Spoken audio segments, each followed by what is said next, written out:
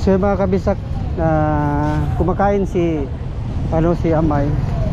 So gagamutin natin yung kada punta ko dito mga kabisak, ito yung gagawin ko sa kanya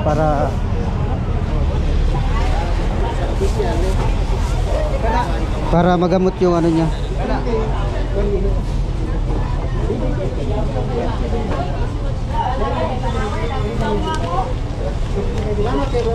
Oh, wala problema basta ikaw. Anuhin natin yung kanyang. Akala ko Ayun na oh.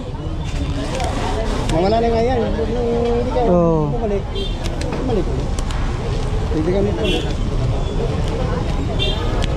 Kada punta ko dito, gagamutin natin ha. Malayo-layo din kasi sa amin, Tibalog pa eh. Ay, taga-Tibalog yan? Oo, ako taga Tibalog. Siyempre hindi basta-basta pagpunta dito. Buti kung lagi kang may oras. Pero yung service mo saan? Yung service mo? Wala, kay umulan man. Nagbasla ako. Nagbibideo bro.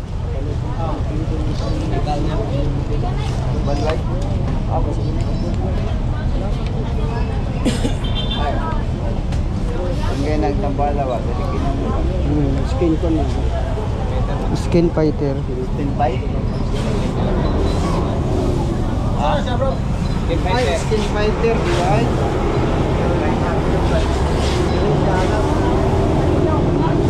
Orit, ang palsa. Right?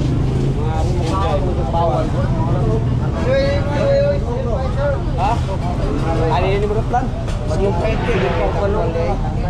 Skin fighter na? Ito gitawag ko. Skin. Para panit man dyan na. Laya kami, laya. Huli na ng para na eh. Laya na ko na, panit ko na.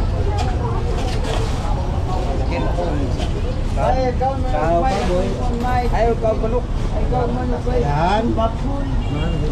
Ay, bawal ko na ni skin fighter. Yan sa reklamo ko. Baboy. Hindi mo ni allergy pa mari. Ay, wala na. Kasi ikaw sa ko, mabuot mo ka sa ko. Bahala ka.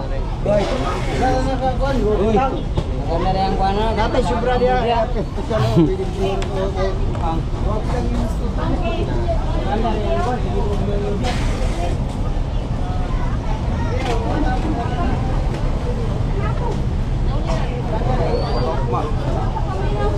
Okay, saya kira hari mana nak?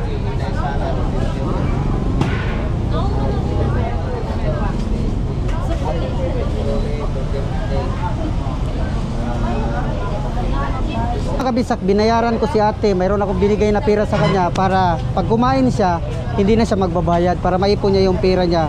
Sana makaipon siya para hindi lang sa kanyang pamilya, sa sarili niya, sa kanyang sarili. Kapag tumanda na siya, kailangan makasaving siya. Sa susunod, makuhaan natin to ng savings account. Para kung sakalang yung kinita nito, ipapasok natin sa bangko niya para mapakinabangan niya in the future. Kasi wala, ito, sarili niya na lang binubuhay niya. So yun, dito siya nagtatrabaho mga kabisak. Ito, dito siya nagtatrabaho. Dito siya na liliburir. So makakilala niya to. Ito. Makakilala niya to. Maraming salamat ma'am. Kung sino ka ma'am, maraming salamat ma'am. Yung binigay mo na pera ma'am, binigay ko na kiyate. Kakain na lang si Amay dito na hindi na siya magbabayad. Saka imumonitor natin to si Amay. Kada punta ko dito, gagamutin natin. So yun, yung kanyang yung kanyang sugat, medyo okay na siya. Hindi kagaya dati. Ngayon, na siya natuyo na oh. Kaya salamat sa Diyos mga kabisak.